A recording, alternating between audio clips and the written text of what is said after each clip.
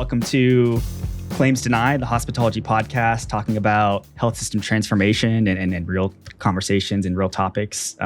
Today, I'm super excited to be joined by Pete McCanna, who is the CEO of Baylor Scott White. Pete, thanks so much for coming on the podcast. How does it feel to be the first? Oh, yeah, I'm honored, Blake. Looking forward to it. Looking forward to the discussion. Sweet. Well, first, it wouldn't be a Blake Madden podcast if I didn't first start with a college football question. So I'm curious, one, what were your impressions of losing to Texas in the Cheez-It Bowl? And two, how do you feel about the new Michigan head coach hire? Well, I was a little bit torn. I went to graduate school at UT, but undergrad wins out and was hoping Michigan would win. Texas has got a powerful team. So going into next year, it looks good for UT, and I'm very pleased with the Michigan coaching hire. I think we need a reset, and he's a super experienced coach, and looking forward to that. And we're keeping our young quarterback. He didn't go into the transfer portal. So very important. Cool. Yeah, quarterback's crucial. And I agree. I think Whittingham's very, disciplined and will bring some rigor there. But yeah, so speaking of Michigan and speaking of your background, I'd love for you to kind of just, give me an overview. You've got maybe a different background than a lot of healthcare leaders, being at Michigan. And I think you with an English degree and a background in radio, television, and film a little bit. So could you kind of, break me through that background and also, how you think that kind of differentiates you as a leader? Yeah, I think I've been fortunate both educationally and experientially to have a lot of diversity in my background. So as you mentioned, English major, did some volunteer work in what's called the Jesuit Volunteer Corps in Alaska and radio. So I covered the Iditarod sled dog race, which is kind of interesting. Went to public policy school at UT and concentrated in health policy. Spent a few years in consulting in Washington, D.C. And then from that point forward, spent about 35 years in 4 or 5 different health systems. The safety net system in Denver, University of Colorado Academic Health Center there, large community health and hospital system called Presbyterian in New Mexico, and then Northwestern Medicine in Chicago for 15 years. And then came to Baylor Scott White about 8 years ago. Half of my career, I was a financial executive. I was a CFO, and then made the switch to operations and strategy. And for the other half of my career, I've been an operations executive and now CEO of Baylor Scott White. So I think through all those experiences, I think I understand the organism of a healthcare system. What they're about, what they set out to do, both in an academic and community setting, and approach my work today of how do you take a long-standing legacy health system that's rooted in the community, that's been evolving over the last 50 years, and how do you transform it in the new environment so that it's more responsive to our customers and patients. And that's the challenge. But the background, I think, serves me well because I think I can see critically what needs to change. Yeah, it makes a lot of sense. And just one quick question. Between Michigan and UT, which campus is better? What is the better campus? I would say for studying and academics, Michigan, because the weather's so cold, you just hunker down in the library and study. For having fun, I would say Austin and UT. So I think, they show up on different rankings. Sure. That's fair. All right. We do have some pretty cool libraries at UT. So at UT, they're more empty than they were at Michigan. Michigan, they're more full. Well, all the UT students are off, partying or exactly. The Greenbelt, whatever. Yeah. Austin, great city. But yeah. So, Pete, I'd love to just kind of introduce this point. You've talked recently about, hospitals and health systems and how disruption kind of needs to come from within, and this kind of metaphor of castle walls, right? And then the old kind of incumbent model being this castle, and maybe going a step further with that metaphor, castles are built to last, right? They have moats and they have defensibility. So can you walk me through why does the health system? Why are you changing Baylor into a more consumer-centric model? How do you create that kind of, vibrant city concept that you've kind of talked about recently? And you can kind of just walk listeners through what that means for you. Yeah, I mean, there are a lot of different ways I've come at evaluating where we are in healthcare in a legacy health system like Baylor Scott and White, and where we need to go. Fundamentally, I have a firm belief, and it is not a criticism of really the fine people who provide care, but it's a criticism of the system. But my firm conclusion is health systems are fundamentally broken. And they're fundamentally broken for the patient, and what we say at Baylor Scott and White, the customer, and I can talk about that a little bit more, is that our health systems have evolved into these walled castles because of 50, 60 years of regulation, of insurance coverage, and the like, and they've evolved into highly fragmented organizations that are designed with the organization's best interests at the heart of it, as opposed to the customer or the patient. And I know that sounds shocking to some folks, and I'm not, again, indicting that physician-patient relationship, which is really focused around the patient, but much of what health systems do and set out to do is a zero-sum game for the customer or the patient.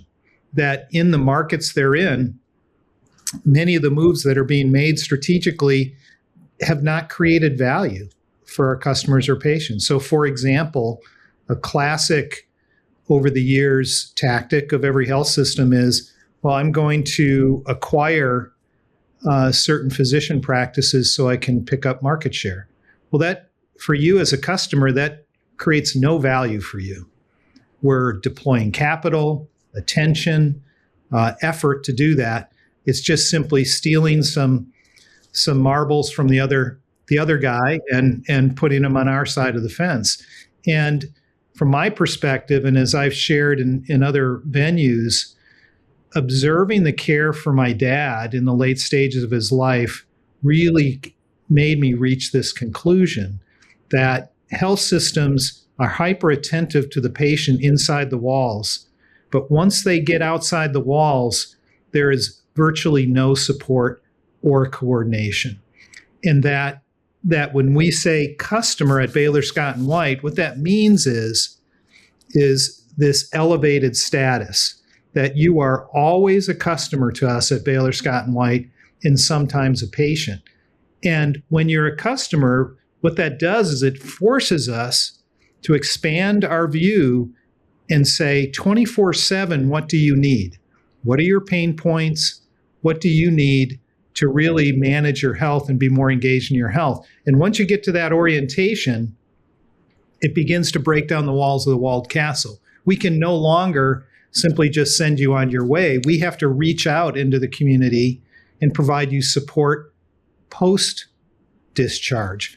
We need to understand what your chronic condition is and give you tools that you can manage your chronic condition all the time. We need to be worried about how you navigate care and make sure you get to the right place at the right time.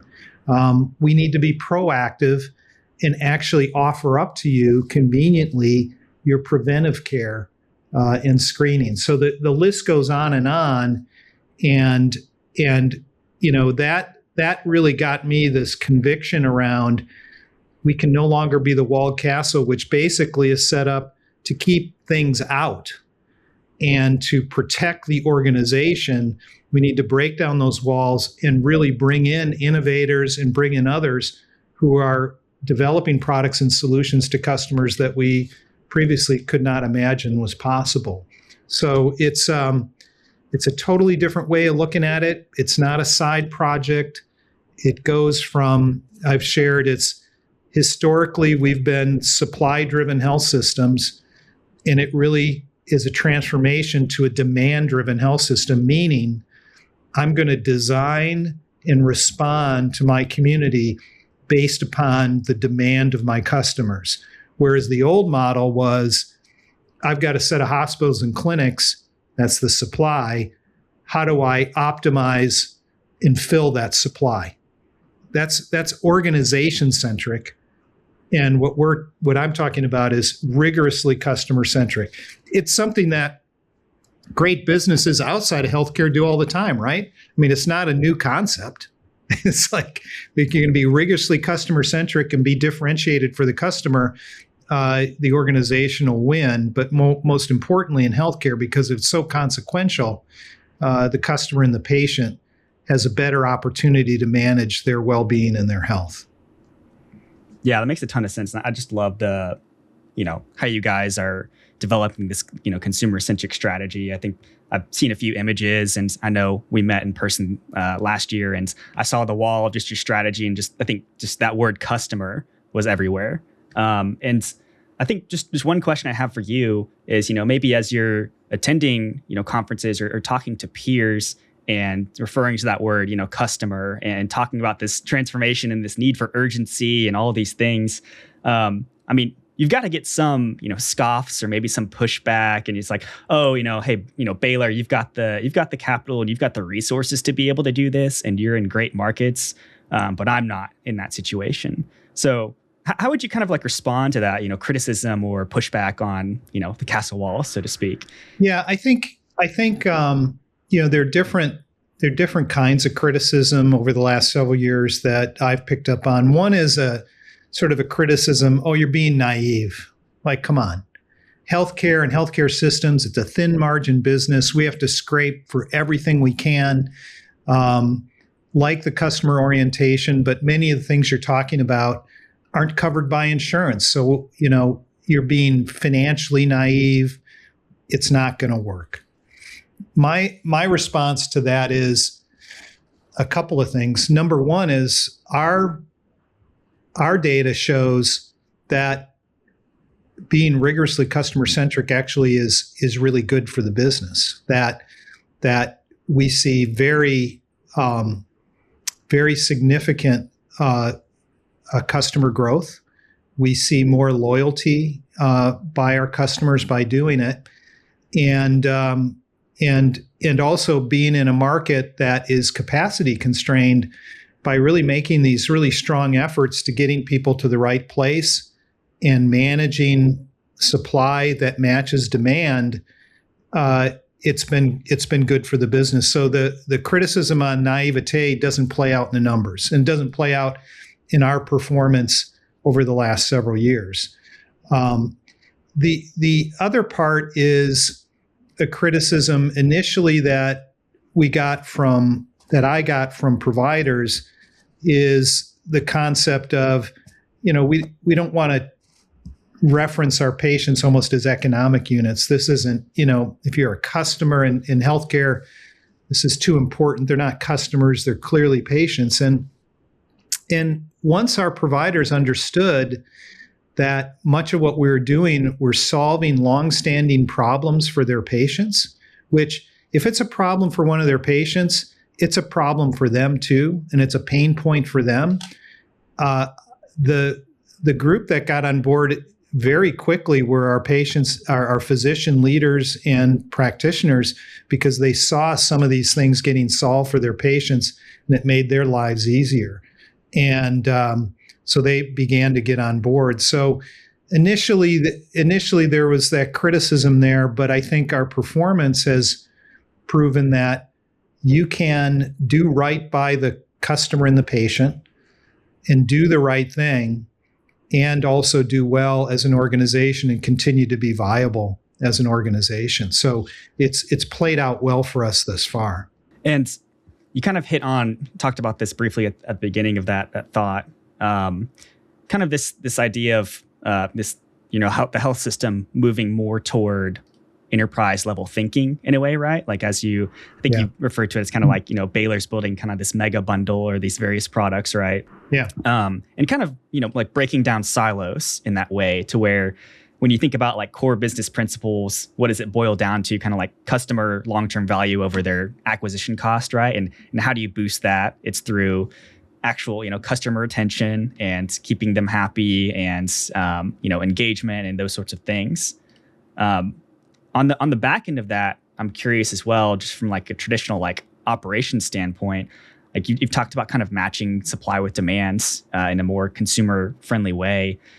I imagine that kind of has to play out economically well for you too, as far as optimizing, for staffing and being able to predict and those sorts of things. Can you talk a little bit more about kind of that side of things and what that unlocks there? Yeah, I sort of think this whole supply demand dynamic, every health system in the country they'll talk about dealing with capacity management. Mm-hmm. And in many respects, they're trying to take where the demand showed up and saying, how do I throw more resource at that node to deal with it? And the problem is, what our research has shown in some of our product launches is the routing of patients and customers is really bad in healthcare. That, some of the numbers we're getting is, over half of the encounters in healthcare, the patient has gone to the wrong node for their initial encounter. I mean, think about that. Think about the level of inefficiency. So what we've done is said, listen, what do they need? Fill the gaps in the supply of care that matches where we see the demand going. I'll give you two really important examples. Number one is we launched a joint venture partnership with Geode Health, which I know you know about. It's a mental health hybrid solution within DFW, and we're growing those clinic locations. It has psychiatrists, clinical psychologists, licensed clinical social workers, physical locations, and virtual care. We launched that within our ecosystem, and I think that launch was in the late spring, early summer. We've had 10,000 referrals from in our primary care practices to Geode. Now think about that. Number one, we have 10,000 more slots in our primary care practices to take patients. Number two, 10,000 patients are now getting more appropriate specialized care for their condition through a mental health provider. That is massive. Yeah. It is a massive shift in appropriately matching demand to supply. Another example is asynchronous care, meaning emailing your provider. We did a study in our primary care practices. I'll get the numbers wrong, but a very large proportion of what happens in a practice can be handled through asynchronous care, and led us to, we've got to scale and expand and more than double our asynchronous capacity. And what happens there? People are getting responses much more quickly, maybe even more precisely, and we're freeing up capacity in our physician practices. So, several years ago, we might have had a recruitment plan that said, oh my gosh, we have a physician shortage and we're going to have to hire and recruit, 200 physicians into our practice. But now we're looking at this and saying, a big part of this is the appropriate availability of a wider array of services and then routing the demand to the appropriate supply. And it's good for the patient and it's good for the cost structure. It's good across the board. Yeah, that's fantastic. And I just love I know we've talked about the Geode joint venture, but, just the behavioral health access expansion and the expansion of primary care capacity is just, it's awesome to hear about. And I know you guys have aggressive growth plans there. So I'm, excited to follow along. But you kind of touched on one thing I wanted to ask you about, which is continued on that same theme of transformation and, consumer centricity versus kind of the old guard. I imagine you have a lot of leaders throughout your organization that are so used to one way of doing things. And now you're kind of over the past several years, flipping the switch, so to speak, into the more consumer forward operations. My question for you is, let's say a patient does, in the old way of doing things, they go to the wrong side of care, right? The ED. And maybe that's better for you economically than if they went to the urgent care or whatever that is, right? Extra tests, maybe unnecessary utilization, but like you said, it benefits the hospital. So do you continue to see kind of that friction kind of playing out between hey, we could actually benefit this short-term economically with these kind of old incentives and structures set up versus like what's actually the best for that customer, if that makes sense? Yeah, no, it does make sense. And again, if I zoom out a little bit, the whole system has been trained and structured transactionally. It's a fee-for-service system. Every transaction, is this good for me? Is it not? All this kind of stuff. So it's all focused on this sort of individual transaction focus. Customer centricity for us is to step away from that and again say our North Star is what's best for the customer. And it could be anything. It could simply be a transaction that we were thinking about. Our first question is, are we creating value for the customer? If we're not particularly interested, because the long game is to be differentially creating that value. So to your question, we still get, well, hey, if you do this, hey, you're going to take volume away from me, and my situation is worse. But we're pretty emphatic about it. We're like, okay, that's interesting, but let's be really clear. What is the best path? What is the best solution for the customer?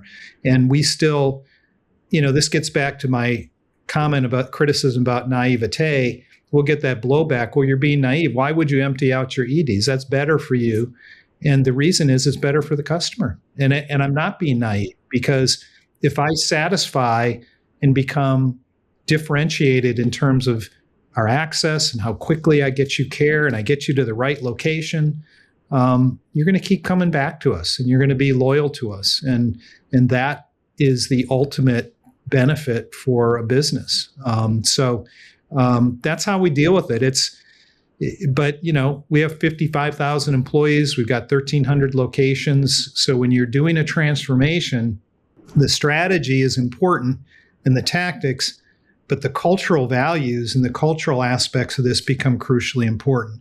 What I found, though, is I get a lot of feedback from physicians, nurses, employees in the system, and our customer centricity and what we're setting out to do really has reignited in many people really the original purpose of why they got into healthcare.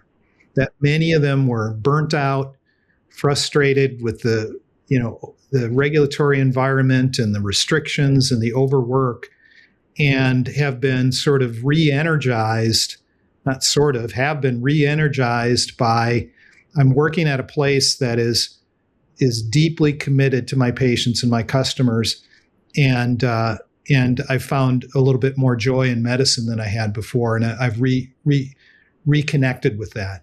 And that's a powerful force. So the cultural transformation becomes crucially important here. Yeah, totally agreed. And I think I'd love to double click on culture a little bit because it kind of plays into something I've been hearing from folks recently in kind of late 25, early 26 is, hey, how do I know my health system is kind of ready for change, or ready for the new autonomy era, or ready for consumerism? Culture is obviously a big part of that. But what would you say are the other components of knowing when you are ready and capable of this kind of broader, longstanding change?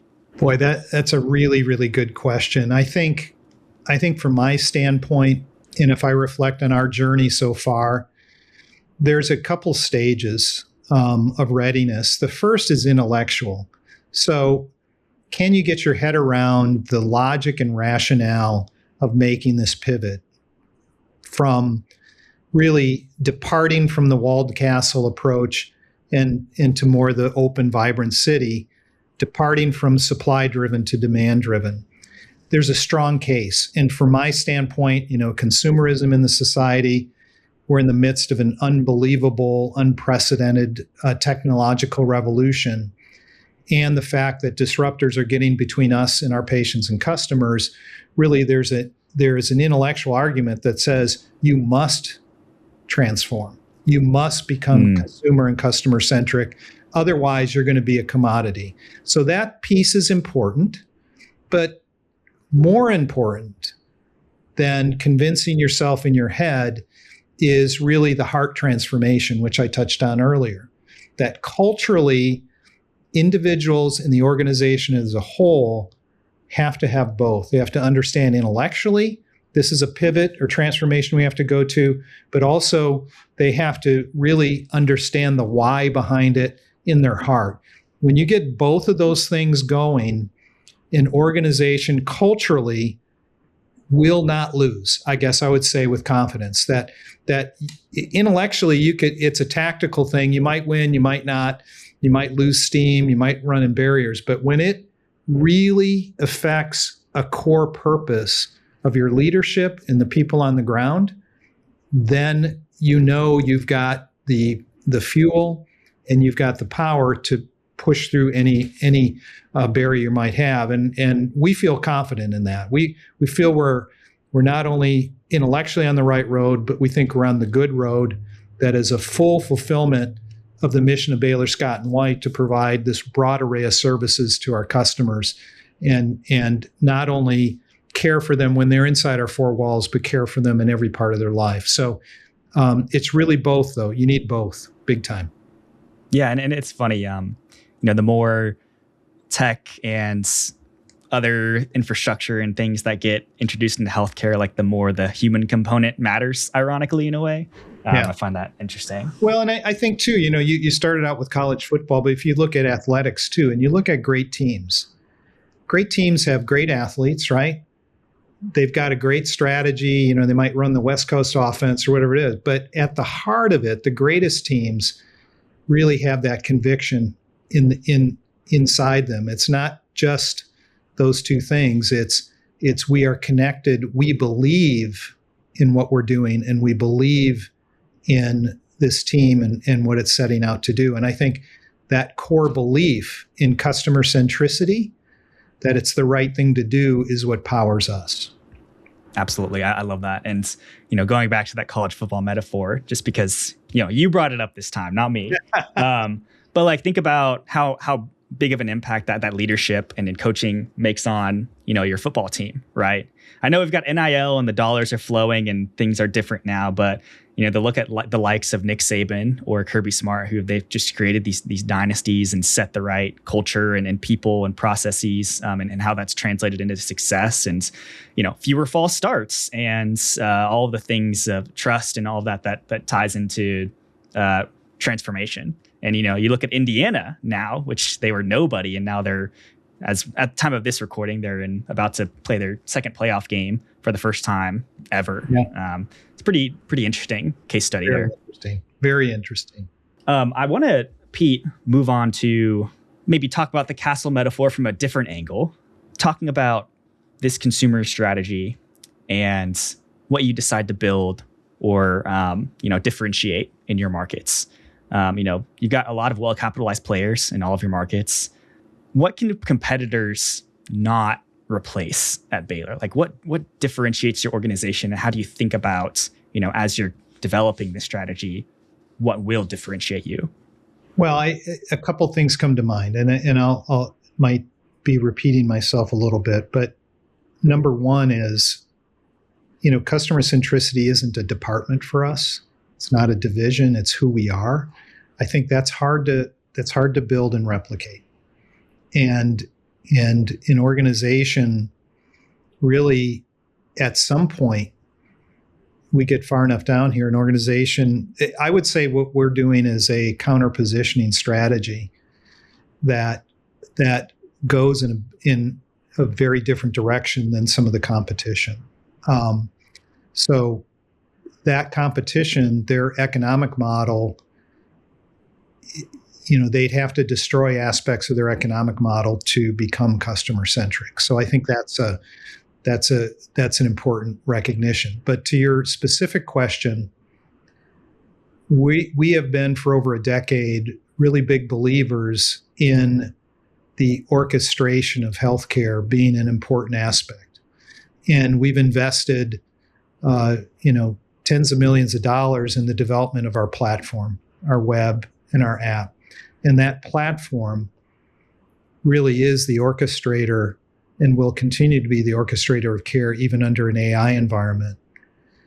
And I think that would be very, very difficult for a competitor to replicate.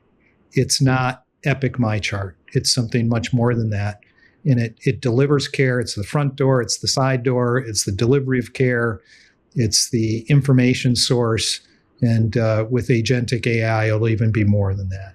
And I think that is a big element that would be hard for a competitor to replicate, and becomes essential in a customer-centric environment, because that's how people access services and goods in the rest of their lives. So we've created that platform to provide that ability to do it. The second thing would be, which increasingly as we match supply to demand, is the array of services that we have.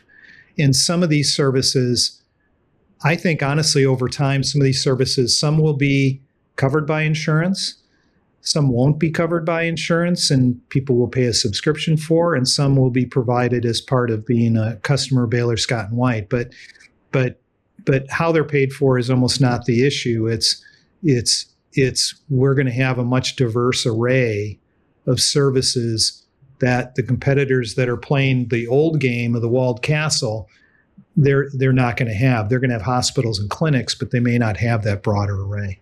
Yeah, totally makes sense. And you brought up several interesting points. I'd love to dive into each of them. The first of which being talking about kind of the system of record, or the EHR, and like the MyChart versus what you guys are building. Epic obviously had a big roadshow this year and talked about how they're now an AI company. I'm curious, how do you think about that dynamic? Like, where do you diverge from what an AHR is doing versus what you want to do, and what drives that kind of that decision making? Yeah, I mean, number one is I have really great respect for Epic. Yep. Epic is a fantastic tool and has been for years for our providers, and in different environments is an essential part of what we do. I think, though, in principle, we at Baylor Scott White, given our longstanding relationships with our patients and customers, we're not willing to allow any company to get between us and our customer.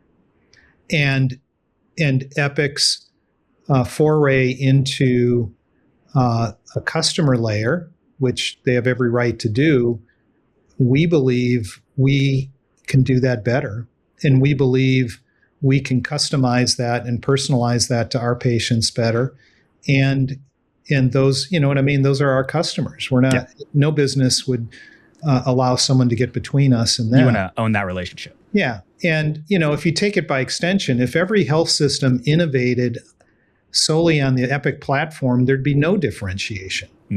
I mean, so, the commoditization of every health system in the United States, it's all, the experience is all the same. We want to provide a differentiated experience, a much better experience, one that's super responsive to you and personalized to you, and are willing to spend the capital to do that and the time to do that. So we think Epic is a very important provider of service to us and our physicians, but not just Epic. We're not going to cede the relationship with the customer. That's one that's very important to us. Yeah, makes complete sense. And obviously, ton of respect for Epic, and having a single instance and those sorts of things is a competitive advantage. But what you're saying is, when it comes to consumerism and owning that relationship, and also the need for maybe like orchestration and other strategic needs, you need more. Like there's more that goes into that recipe. Yeah, and I would add a very important aspect is my belief that again, U.S. healthcare is fundamentally broken. Will it be solved solely by Baylor Scott White or legacy health systems that become customer-centric? No.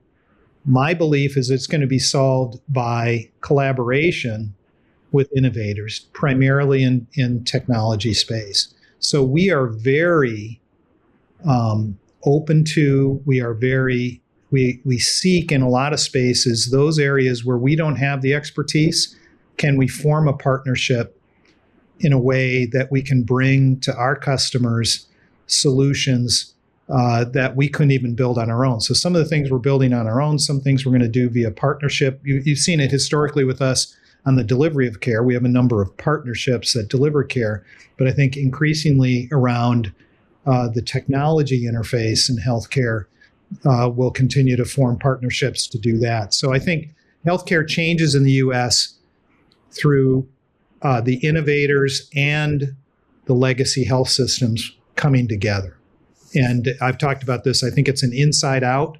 It's breaking down the castle walls, bringing in the innovation, and making it much more convenient for our patients and customers to use. Mm-hmm. Absolutely. And, something you just brought up and something that I've written about and we've talked about before was kind of, the partnership model you guys deploy and how when you choose to, to do that or bring in, whether it's a technology partner or a care provider partner like Geode or whoever it is, that involves a certain level of humility from your end, but also, trust with that partner as well. So I'm curious for you, like, how do you work through that decision? And I know in the past you've talked a lot about how, especially with maybe like an innovator or a founder, deep expertise and the knowledge of the problem is important, but also the persistence of that person and the drive that they have. How can you tell, intangibly or not, like whether somebody's going to be a good partner or not? Yeah, I really believe it's listening to that partner talk about their business and frankly, having them talk about the why behind their business.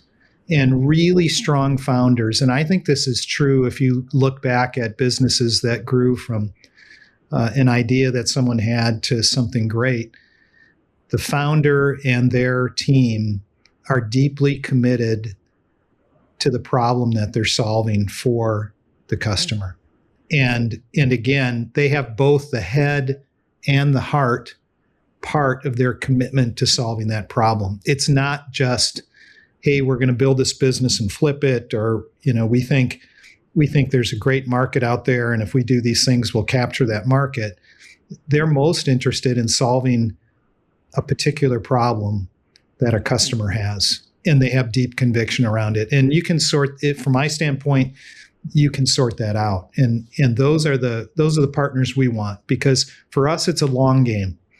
And we want people that have that deep conviction that we have. It's not transactional. And that's the intangible that I'm looking for. Yeah, makes sense. And the JV model has been so crucial to y'all's success, both from like the imaging and ASC and those sorts of things, and now behavioral health, but also that technology side. So yeah, that's really interesting to hear. I'm curious, just from like a 2026 perspective, are there any other areas within those camps that you're looking to partner, or are you kind of continuing along with, Geode and those sorts of things?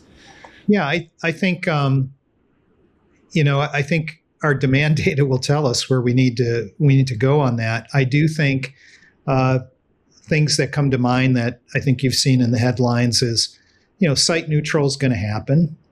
And so even though we've taken steps already to position ourselves favorably for site neutral, example would be our ASC platform, I think we have to critically look at what other services are leaving outpatient hospital departments and being done in the community. And again, the partnership model can work really great because speed to market, expertise, and shared capital. And you can move very quickly to then put that solution in place rather than building it ourselves. So I think that's one that comes to mind. I think the other set of products that, and I'm going to get into AI a bit here, is as we look at AI, we look at it again through this customer lens. A lot of organizations are initially looking at AI and saying, okay, AI is going to make me more efficient. So the value proposition is to the organization, which is fine. I mean, we need to become more efficient, and we're evaluating that stuff. But where we see a lot of promise is, how does AI become the rocket fuel for the product offerings and the service offerings that we have for our patients and customers? And we definitely, in that space, we're not an AI company. We're not AI native. We're looking for innovative partnerships to help develop product, to help develop solutions for customers. So I sort of take AI and I actually put in 3 buckets. Primary bucket is customer solutions driven by AI. Secondary bucket is workflows of a large organization, so efficiency around workflows. Third bucket is as an individual assistant. So doctors, administrators, how you use AI to help you in your daily work. But for us, we want to really explore that first bucket and really see how it can turbocharge many of the service offerings we have. Yeah, that's interesting. Pete, I'm curious, how do you personally use AI? This isn't actually me. I'm an AI avatar right now. Oh, okay. Wow, that's impressive. Yeah. I've gone all the way. No, I use Claude and ChatGPT routinely. Often it's to get initial ideas and then refine them from there. The other thing is just all those things. If I'm going to go meet with someone that I've never met before, getting a quick profile on them is a really great way to do it. Researching a business, understanding everything's public on the web for that business, and continue to explore it that way. Not as much on writing. I know I've tried it a bit. I don't know how you've done, Blake. It's good first draft, but not sure yet. I mean, it's super powerful. I mean, you could tell it to write a 10-page essay and it'd do it in 15 seconds, but the amount of editing that you'd want to go through, have to do it. So I try to use it every day and try to get as familiar with it as I can. Yeah, no, same. I totally agree. I think that this great sterilization is kind of happening with writing, where you ask AI to write something and it just creates this very kind of gray tone. And there's some ways to navigate around that, like telling it to write in a certain tone or like feeding it certain things. But overall, I'm with you as far as, using it for outlines or, asking it, hey, what questions might be good to ask Pete McCanna on this podcast, right? Like those sorts of things. So ideation. And I think people are getting smart inside an organization. Like they're going to it before they come and meet with me because they'll know. Smart. If there's as a CEO, you're covering all these topical areas. You're not an expert in any of them. And oftentimes, if we're going to have a technical discussion about something, before I go in, I'll ask AI, tell me the major components of X, Y, and Z. Or like you said, what are some key questions to ask? I think it's very helpful in that regard. Absolutely, for sure. I'd love to move over to just kind of 2026 outlook and maybe some certain themes that Baylor and plenty of other health systems are thinking about and grappling with. And we've talked about site neutral. And maybe something else interesting to talk about is the concept of kind of like this physician employment subsidy model that's playing out right now, where a lot of public hospital operators have talked about, hey, professional fees are out of control, right? And inflation is happening. I'm curious, what are your thoughts on kind of this whole physician employment subsidy model, and should something replace it? If so, what? Like, how have you kind of mitigated those dynamics? Yeah, it's a good question. I think a couple of things come to mind. Number one, on the physician, broadly is just simply on the physician organization model. What works for the system? We have seen some difficulty in markets where there's been a limit on supply of a certain specialty or control of that supply. An example would be like anesthesia within communities. So hospital-based specialties become particularly acute for us if we see a disruption in the supply, because it becomes either prohibitively expensive or it actually affects our ability to deliver care to our patients. What you'll see, systems of our size, and we're starting to do it, is actually targeting those areas and developing, often through partnership with physicians who are maybe disenchanted with the private equity model, is developing an alternative so that we can get competitively priced physician services and adequate access for those services. So I think you'll see, and have continued to see, systems starting to push back on that and saying, listen, we've got to create alternatives. We can't be in situations where there's one supplier of a particular important input to the delivery of care for our customers. That's number one. I think the historical model of health systems, gobbling up physician practices, employing them fundamentally as a feeder system to their hospitals. In our model, that's eroding over time as we focus on the customer. And we're agnostic to whether, in some cases, the physician is employed, or the physician is in private practice, or the physician belongs to a large practice that may be owned by private equity or some other group, as long as they're aligned with our strategy and they are providing adequate access for our patients. So we, in many of our markets, have a pluralistic approach, but we reserve the right, particularly in areas where there is short supply, that we're going to have to step in and employ physicians, and so Sure. that we have that service offering for our patients. So Blake, it sounds like a rationalization, but it's a market by market thing.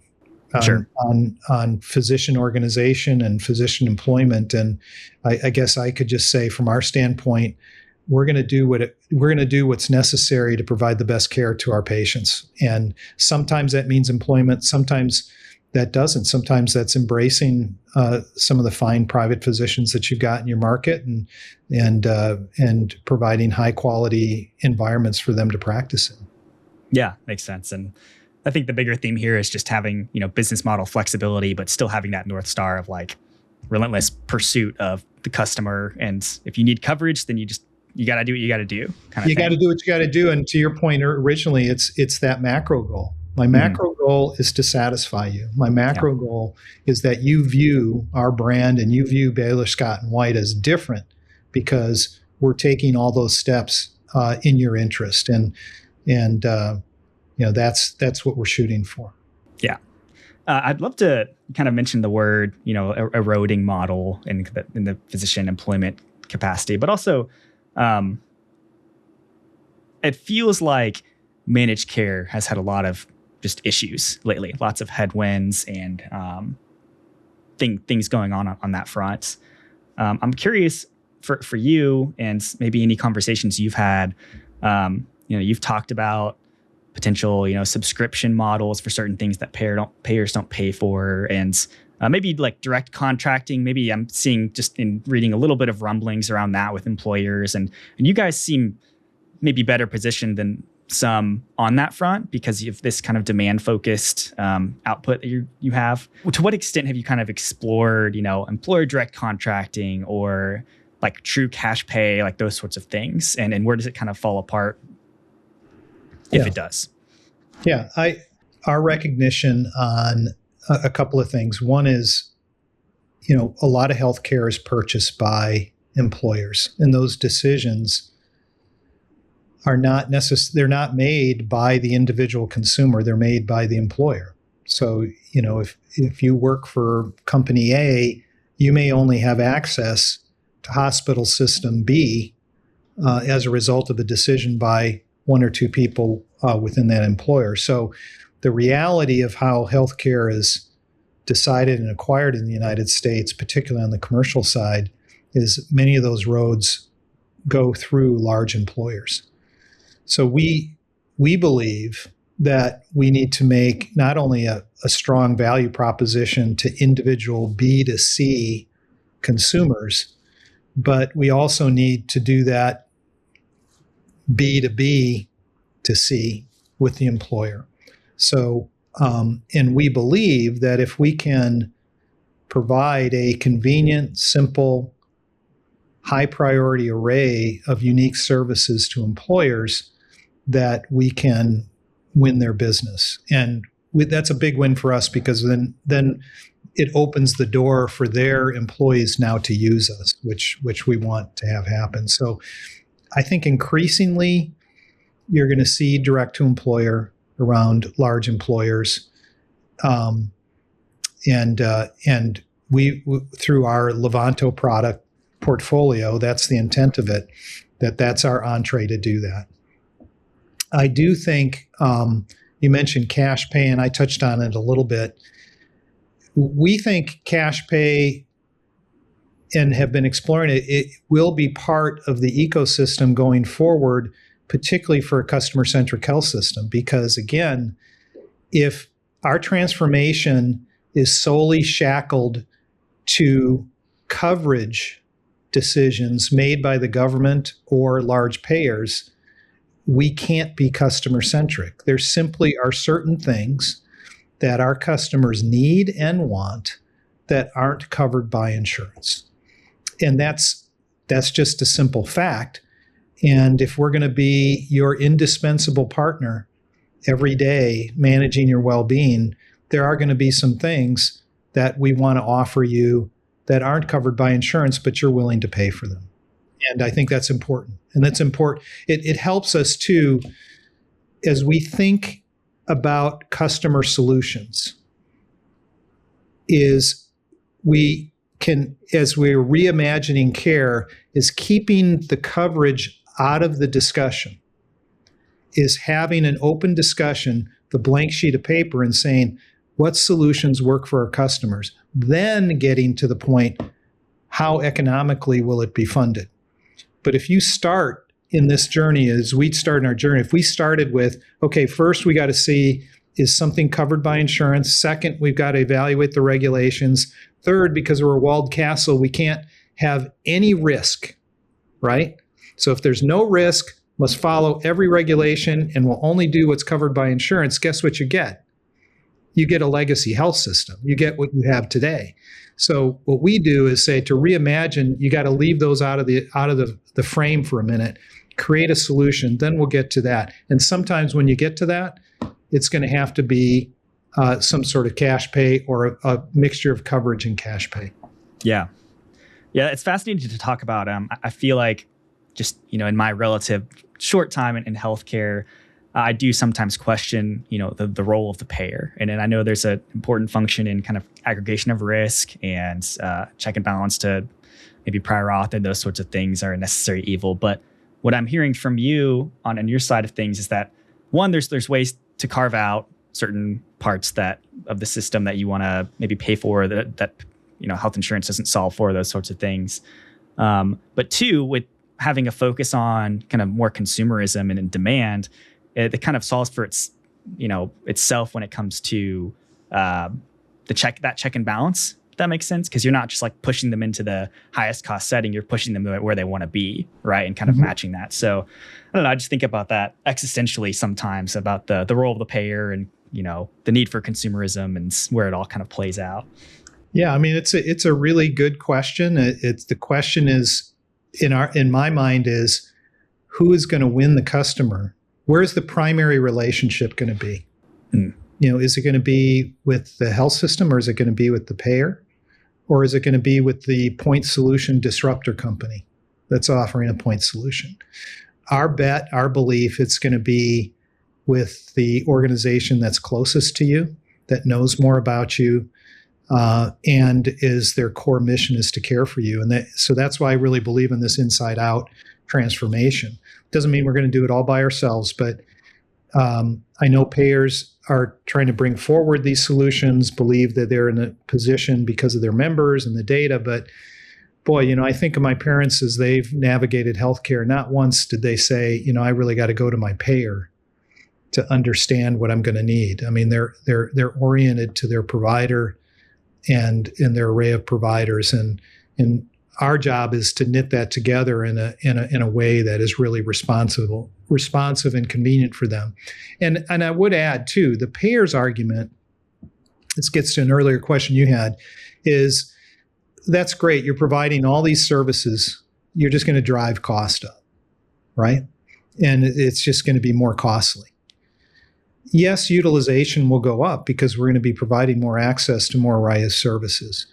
But this is where I did use AI, Blake, is I asked AI if you created a system that did these things, and I listed all the things that Baylor Scott White's doing and its intent and so on. What does the global research say about its impact on the cost of healthcare? And the response uniformly that the global research, usually outside the United States, because you don't have a system that does that within the US, is unequivocally it results in lower lifetime costs of care. So the impact of a customer-centric health system that doesn't restrict supply, but actually provides a broader array of supply that responds to demand, yes, we'll have more initial utilization, but because people are managing their chronic conditions better, they have better support pre and post hospitalization. They get their medications on time and better adherence, and they engage in their health. They will have lower lifetime healthcare costs and better well-being. So the optimism I have is that at a societal level, this transformation is very positive. It's positive for the economy and GDP. It will result in lower spending over time. The problem in our healthcare system is, again, it's too short-sighted. So a payer, they have churn in their membership, so lifetime value doesn't do a whole lot to them, right? The member's not going to stay with them for a lifetime. And in a fee-for-service system, lifetime value doesn't work. Even our capitation system. So really the only payer where I would say lifetime value has some resonance and some rationale would be Medicare, because when someone becomes on Medicare, so Medicare, there's no churn. I mean, they're going to be with them until they die. So Medicare Advantage becomes a playing field for us on many of these solutions that we think is pretty strong. But we believe, and I believe, and our numbers are starting to bear this out, by actually, ironically, providing more services, but navigating people to the right locations, being more responsive, being more personalized to you and proactive, results in lower costs of care long term, and you're more satisfied and you have better well-being. Yeah, that's interesting. It's very paradoxical in a way, right? Right. And I also think about kind of this wave of value-based care that just happened is kind of continues to happen, where they engage the patient and then actually drive utilization up in the short term because they're actually, getting them the services and like understanding their social determinants and those sorts of things. And so it's like that J curve, right? But over time, it plays itself out. But the structural kind of incentives of the healthcare system and the short-termism of both financial goals and operating realities is very different. So, if you said, I'll give you a classic example in the state of Texas, okay? The Rio Grande Valley has one of the highest incidents of amputations of any place in the country, right? In many respects, that high amputation rate is a result of poorly managed vascular problems and often diabetes. So let's just say diabetes management. So if I said today, everybody insured in the Valley, we're going to provide 24/7 support for diabetes management and give you free supplies, a call line that you can call at any point in time, you name it, okay? Low-cost insulin, all that. The response back would, well, that's not covered by insurance. We're not going to do that. That's going to cost too much money. But we're experiencing it, the cost on the back end, but also the pain and suffering of all those patients on the back end. So our healthcare system is extremely short-sighted and extremely transactional, and it's shackled to thousands of coverage decisions that don't look at lifetime cost. They're just looking at that transaction. So breaking that is super difficult to break. What would be, in your opinion, the highest impact things you could do beyond kind of, your vision and the consumerism and those sorts of things, but more broadly speaking, what do you think are the highest impact things we can do? Like reduce churn on the insurance side, or what kind of structurally makes sense?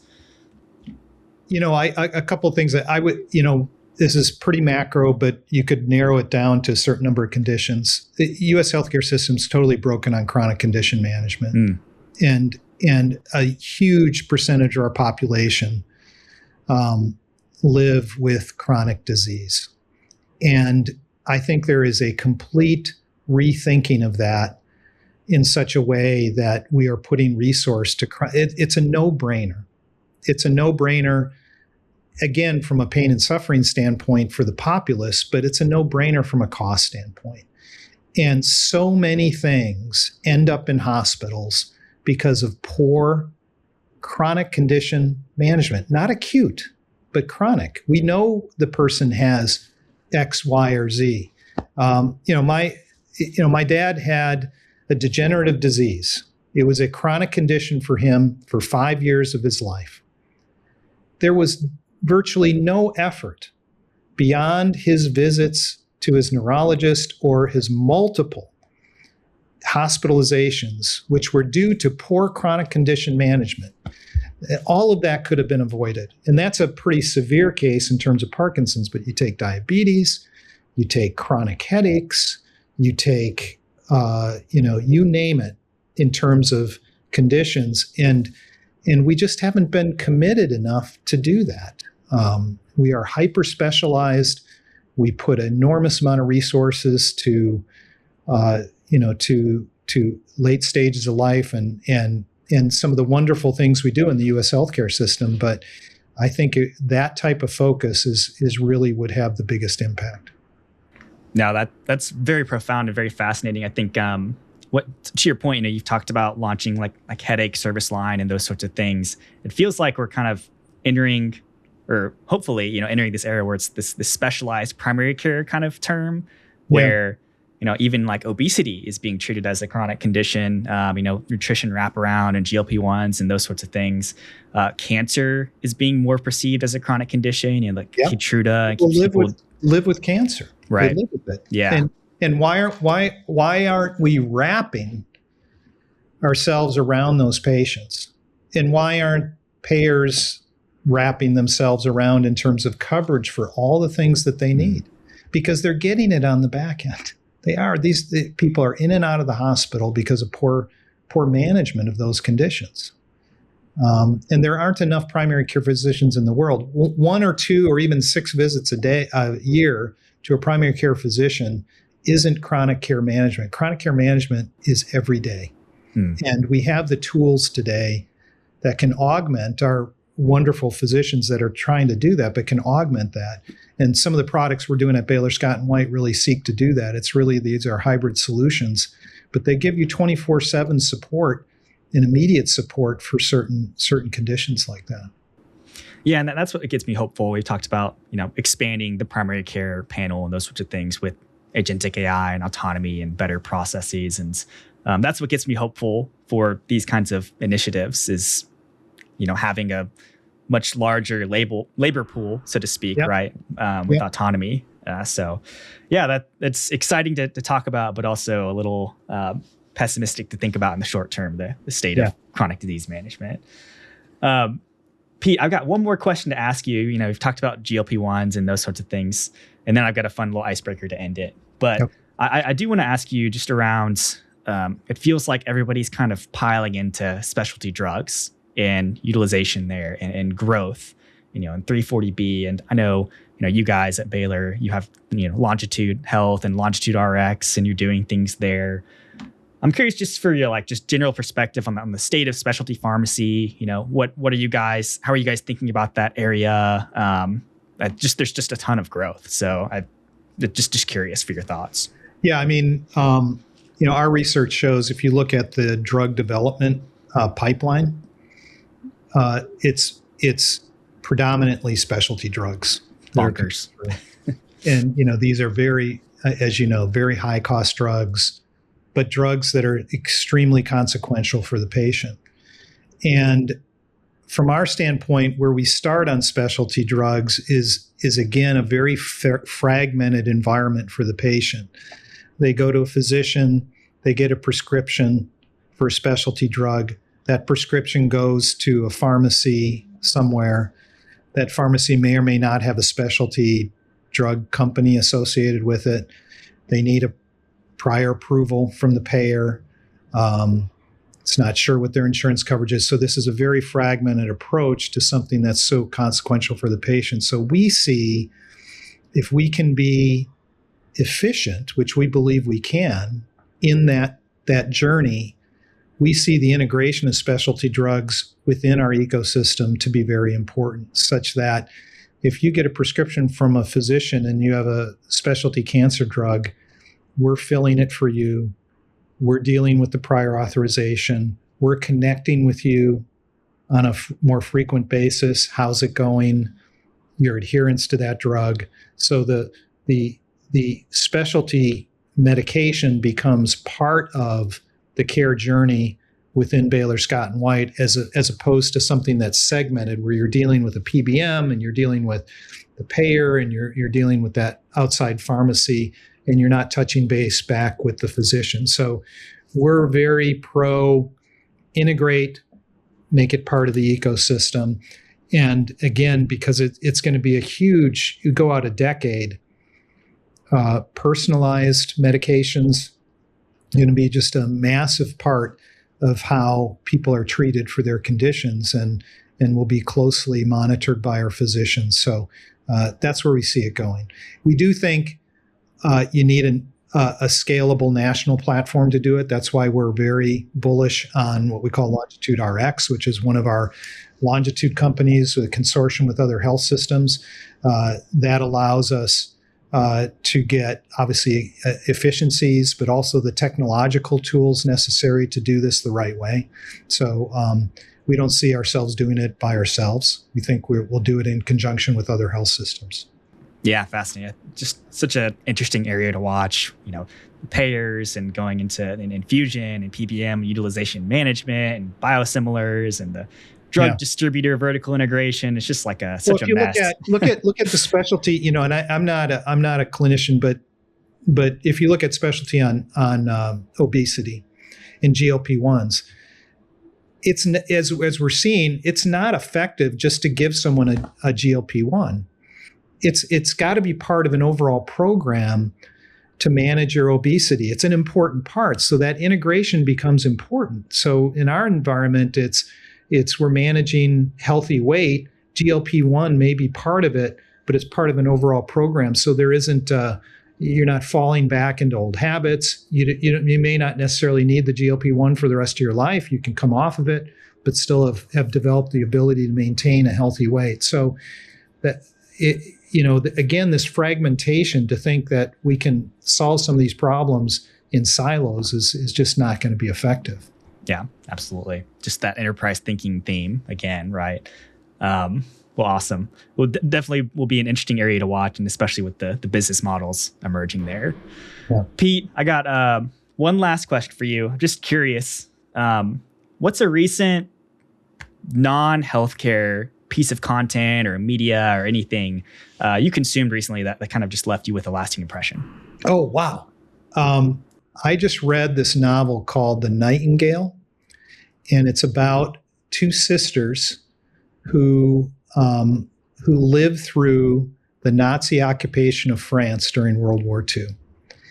And I just found it fascinating in terms of the things we complain about in our modern society and comparing it to the hardship and the sacrifice that people made during World War II. It's just every once in a while, and it's a historical fiction, so it's a fictional account of these two sisters and what they went through. But I think we always have to be reminded of the sacrifices that people made before us and how difficult it was for them.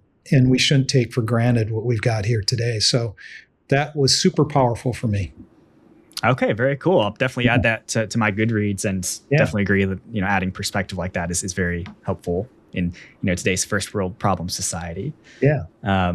Pete, thank you so much for taking the time to talk with me today. Learned a ton about Baylor and you and your consumer forward strategy. So really looking forward to following along in 2026, and best of luck this year.